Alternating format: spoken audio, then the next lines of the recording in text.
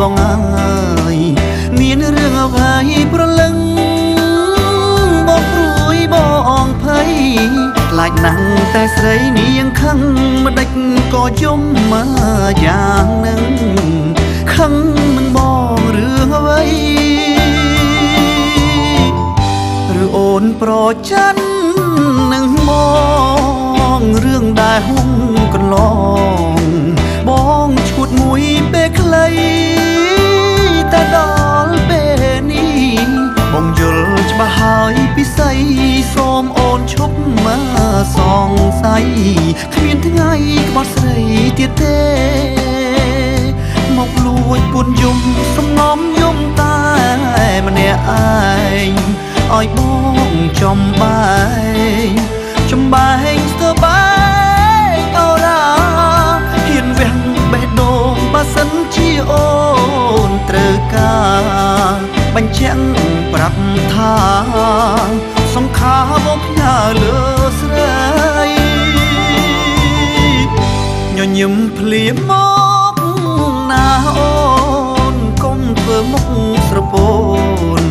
បងហាក់ធ្លាក់អោបជ័យបើអូនញញឹមជីវិតបងពិតមានន័យតើដឹងទេពិសីរូបស្រីជាជីវិតបង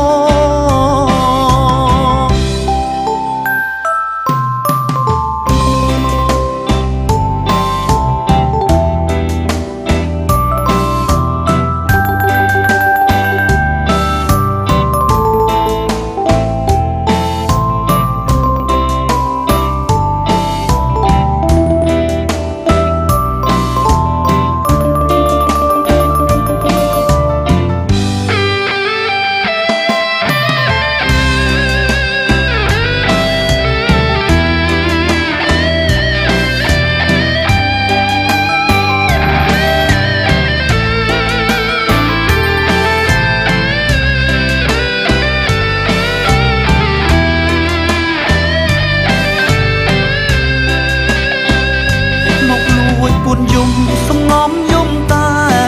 ម្នាក់ឯងឲ្យបងចំបែងស្ទើបែ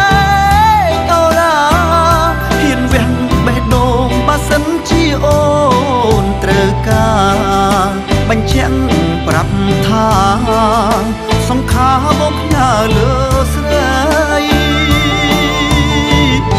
ញញឹមភ្លាមមក